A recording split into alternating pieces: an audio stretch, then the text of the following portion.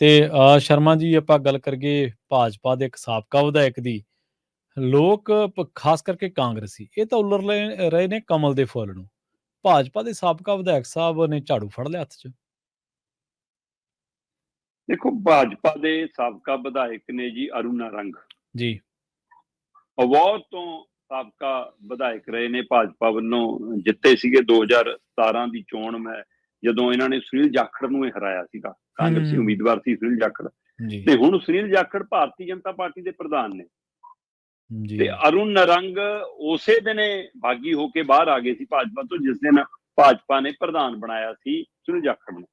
ਠੀਕ ਹੈ। ਕਾਰਨ ਕੱਲਾ ਇਹੀ ਨਹੀਂਗਾ ਕਿ ਇਹਨਾਂ ਨੇ ਉਹਨੂੰ ਹਰਾਇਆ ਏ ਜਾਂ ਇਹ ਮਤਲਬ ਮਸਲਾ ਹਲਕੇ ਦਾ ਏ। ਇੱਕੋ ਇਲਾਕਾ, ਇੱਕੋ ਹਲਕਾ ਤੇ ਆਪਸ ਦੇ ਵਿੱਚ ਸਿੱਧਾ ਟਕਰਾ ਏ। ਤੇ ਇਸ ਲਈ ਅਰੁਣ ਨਾਰੰਗ ਨੂੰ ਇਹ ਤਾਂ ਪਤਾ ਸੀ ਕਿ ਜਾਖੜ ਨੇ ਉਹਨੂੰ ਮੇਰੇ ਭਾਜਪਾ 'ਚ ਤਾਂ ਪੈਰ ਨਹੀਂ ਲੱਗਣ ਦੇਣੇ ਜਿੰਨੀ ਦੇਰ ਉਹ ਪ੍ਰਧਾਨ ਆ। ਇਸ ਲਈ ਉਹਨੇ ਭਾਜਪਾ 'ਚੋਂ ਬਾਹਰ ਆਉਣਾ ਹੀ ਸਹੀ ਸਮਝਿਆ।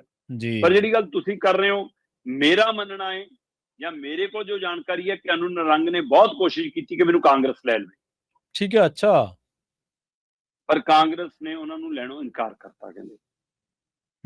ਤੇ ਜਦੋਂ ਕਾਂਗਰਸ ਨੇ ਸ਼ਾਮਲ ਕਰਨੋਂ ਇਨਕਾਰ ਕਰਤਾ, ਕਾਂਗਰਸ ਨੇ, ਕਿਉਂਕਿ ਕਾਂਗਰਸ ਅਜੇ ਵੀ ਇਹ ਮਹਿਸੂਸ ਕਰਦੀ ਹੈ ਕਿ ਪਤਾ ਨਹੀਂ ਜਾਖੜ ਲਈ ਥਾਂ ਰੱਖਣੀ ਨਾ ਪੈ ਜਾਵੇ। ਅੱਛਾ, ਆਸ ਹੈਗੀ ਹੈ ਹਲੇ ਕਿ ਜੇ ਜਾਖੜ ਨੇ ਮੁੜ ਕੇ ਆਉਣਾ, ਕਹੂਗਾ ਤੁਸੀਂ ਤਾਂ ਮੇਰਾ ਦੁਸ਼ਮਣ ਵੀ ਨਾਲੇ ਲੈ ਲਿਆ ਸੀ ਪਹਿਲਾਂ ਮੇਰੇ ਨਾਲ, ਕਿਉਂਕਿ ਜਾਖੜ ਉੱਪਰੋਂ ਲੱਤ ਘੁਮਾ ਕੇ ਗਏ ਨੇ ਕਾਂਗਰਸ ਦੇ ਉੱਪਰੋਂ। ਮੇਰੇ ਨਾਲ 2 ਵਾਰ ਧੋਖਾ ਕੀਤਾ ਤਾਂ ਮੈਨੂੰ ਜਾਣਾ ਪਿਆ। ਮਤਲਬ ਬਿਨਾਂ ਕੋਈ ਗੁਨਾਹ ਤੋਂ ਮੈਥੋਂ ਪ੍ਰਧਾਨਗੀ ਲੈ ਲਈ,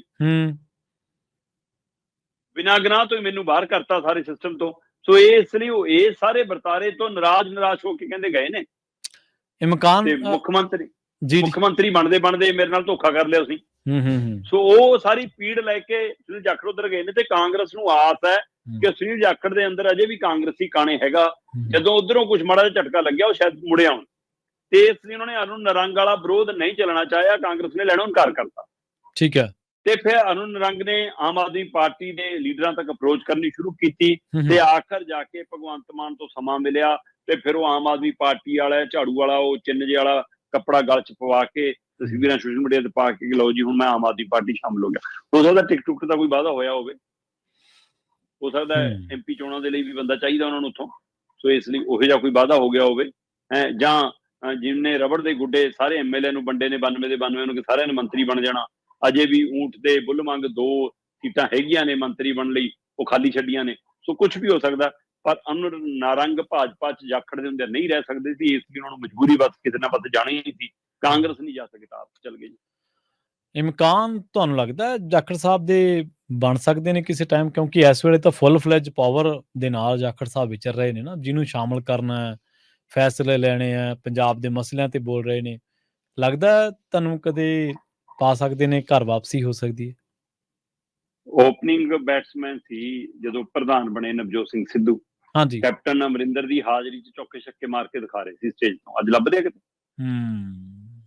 ਸੱਤਾ 'ਚ ਕਦੋਂ ਰੰਗ ਪਲਟ ਜਵੇ, ਨਹੀਂ ਪਤਾ ਲੱਗਦਾ, ਕਦੋਂ ਪੰਨਾ ਪਲਟ ਜਵੇ, ਕੁਛ ਨਹੀਂ ਪਤਾ। ਅੱਜ ਕੀ ਤੇ ਕੱਲ ਕੀ ਪਤਾ ਨਹੀਂ ਚੱਲਦਾ। ਐਂ ਤਾਂ ਸ਼ਰਮਾ ਜੀ ਬਿਲਕੁਲ ਤੁਹਾਡੀ ਗੱਲ ਦੇ ਨਾਲ ਗੱਲ ਆਪਾਂ ਹੋਰ ਜੋੜ ਦਿੰਦੇ ਹਾਂ। ਜਿਹੜੇ ਕਿਸਾਨੀ ਬਿੱਲਾਂ ਵੇਲੇ ਜਿਹੜੇ ਭਾਜਪਾਈ ਪੱਖ ਪੂਰਦੇ ਸੀ, ਅੱਜ ਦਿਖਦੇ ਕਿਤੇ?